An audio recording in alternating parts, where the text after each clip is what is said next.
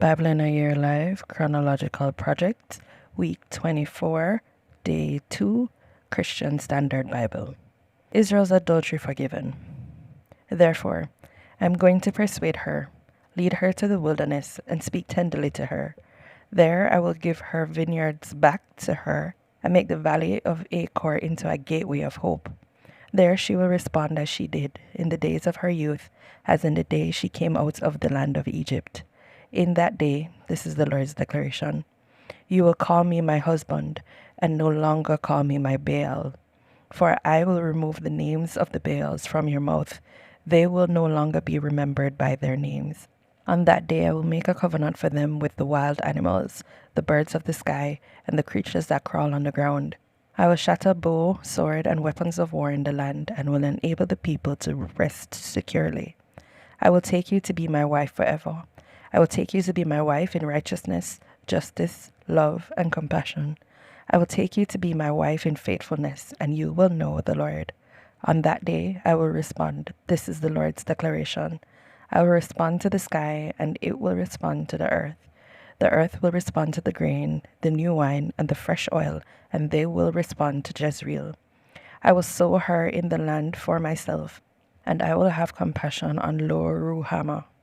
I will say to Lo Ami, you are my people, and he will say, you are my God. Waiting for restoration. Then the Lord said to me, go again, show love to a woman who is loved by another man and is an adulteress, just as the Lord loves the Israelites, though they turn to other gods and love raisin cakes.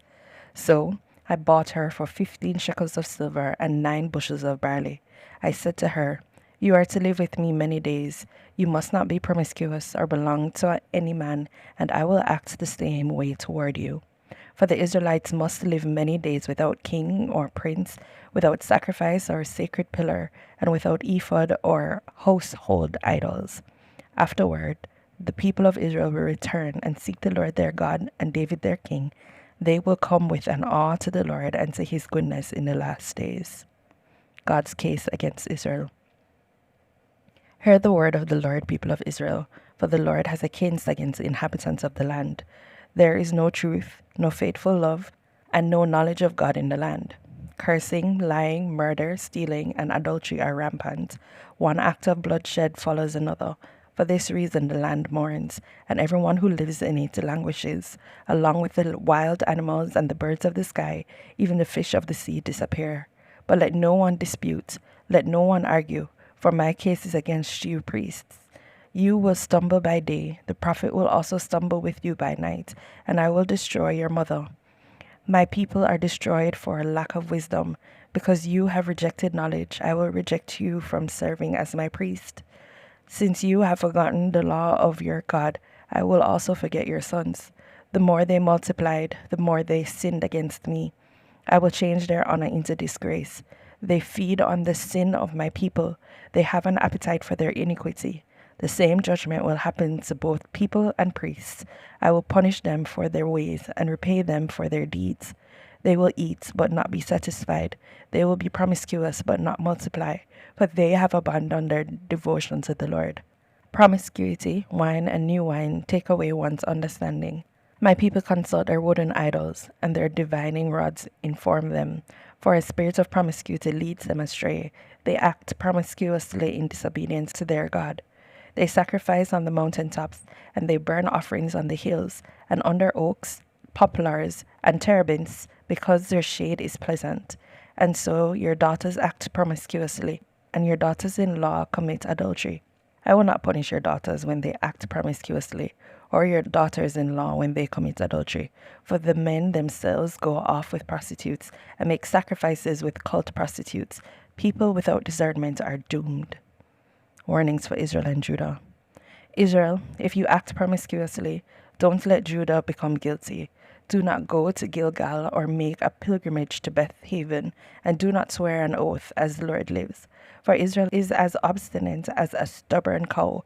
Can the Lord now shepherd them like a lamb in an open meadow? Ephraim is attached to idols. Leave him alone. When their drinking is over, they turn to promiscuity. Israel's leaders frequently love disgrace. A wind with its wings will carry them off, and they will be ashamed of their sacrifices. Hear this, priests. Pay attention, house of Israel. Listen, royal house.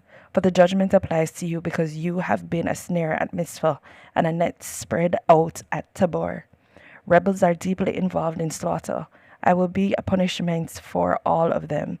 I know Ephraim, and Israel is not hidden from me. For now, Ephraim, you have acted promiscuously. Israel is defiled. Their actions do not allow them to return to their God, for a spirit of promiscuity is among them, and they do not know the Lord.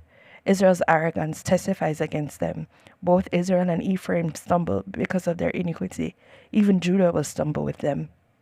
They go with their flocks and herds to seek the Lord, but do not find him.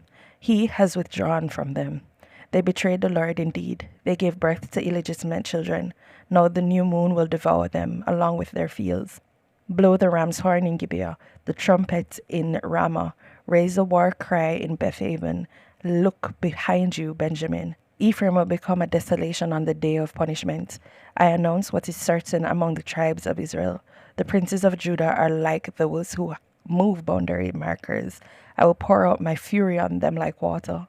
Ephraim is oppressed, crushed in judgment, for he is determined to follow what is worthless. So I am like rot to Ephraim, and like decay to the house of Judah.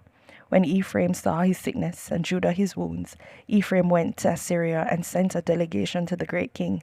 But he cannot cure you or heal your wound, for I am like a lion to Ephraim, and like a lion to the house of Judah. Yes, I will tear them to pieces and depart.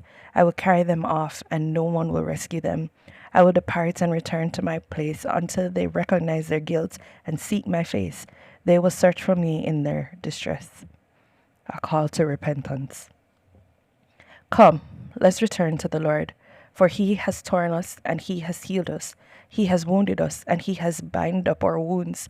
He will revive us after 2 days, and on the third day he will raise us up so we can live in his presence. Let's strive to know the Lord. His appearance is as sure as the dawn. He will come to us like rain, like the spring showers that water the land. The Lord's first lament. What am I going to do with you, Ephraim? What am I going to do with you, Judah? Your love is like the morning mist and like the early dew that vanishes. This is why I have used the prophets to cut them down. I have killed them with the words from my mouth. My judgment strikes like lightning. For I desire faithful love and not sacrifice, the knowledge of God rather than burnt offerings. But they, like Adam, have violated the covenant. There they have betrayed me. Gilead is a city of evildoers, tracked with bloody footprints, like raiders who wait in ambush for someone. A band of priests murders on the road to Shechem. They commit atrocities. I have seen something horrible in the house of Israel. Ephraim's promiscuity is there. Israel is defiled. A harvest is also appointed for you, Judah, when I restore the fortunes of my people. When I hear Israel, the iniquity of Ephraim and the crimes of Samaria will be exposed. For they practice fraud. A thief breaks in. A raiding party pillages outside. But they never consider that I remember all their evil. Now their actions are all around them. They are right in front of my face. Israel's corruption. They please the king with their evil, the princes with their lies. All of them commit adultery. They are like an oven heated by a baker who stops stirring the fire from the kneading of the dough until it leavened. On the day of our king, the princes are sick with the heat of wine. There is a conspiracy with traitors, for they, their hearts like an oven, draw him into their oven. Their anger smolders all night. In the morning it blazes like a flaming fire. All of them are as hot as an oven, and they consume their rulers. All their kings fall, not one of them calls on me. Ephraim has allowed himself to get mixed up with the nations. Ephraim is unturned bread, baked on a griddle. Foreigners consume his strength, but he does not notice. Even his hair is streaked with gray, but he does not notice. Israel's arrogance testifies against them, yet they do not return to the Lord their God, and for all this they do not seek him. So Ephraim has become like a silly, senseless dove. They call to Egypt, and they go to Assyria. As they are going, I will spread my net over them. I will bring them down like birds of the sky. I will discipline them in accordance with the news that reaches their assembly. The Lord's second lament. Woe to them, for they fled from me. Destruction to them, for they rebelled against me. Though I want to redeem them, they speak lies against me. They do not cry to me from their hearts. Rather, they wail on their beds. They slash themselves for grain and for new wine. They turn away from me. I trained and strengthened their arms, but they plot evil against me. They turn, but not to what is above. They are like a faulty bow. Their leaders will fall by the sword because of their insolent tongue. They will be ridiculed, for this is in the land of Egypt. Israel's false hope. Put the ram's horn to your mouth. One like an eagle comes against the house of the Lord, because they transgress my covenant and rebel against my law. Israel cries out to me, My God, we know you. Israel has rejected what is good. An enemy will pursue him. They have installed kings, but not through me. They have appointed leaders, but without my approval. They make their silver and gold into idols for themselves, for their own destruction. Your calf idol is rejected, Samaria. My anger burns against them. How long will they be incapable of innocence? For this thing is from Israel. A craftsman made it, and it is not God. The calf of Samaria will be smashed to bits. Indeed, they sow the wind and reap the whirlwind. There is no standing grain. What sprouts fails to yield flour. Even if they did, foreigners would swallow it up. Israel is swallowed up. Now they are among the nations like discarded pottery. For they have gone up to Assyria like a wild donkey going off on its own. Ephraim has paid for love. Even though they hire lovers among the nations, I will now round them up, and they will begin to decrease in number under the burden of the king and leaders. When Ephraim multiplied his altars for sin, they became his altars for sinning. Though I were to write out for him 10,000 points of my instruction, they would be regarded as something strange. Though they offer sacrificial gifts and eat the flesh, the Lord does not accept them. Now he will remember their guilt and punish their sins. They will return to Egypt. Israel has forgotten his maker and built palaces. Judah has also multiplied fortified cities. I will send fire on their cities, and it will consume their citadels.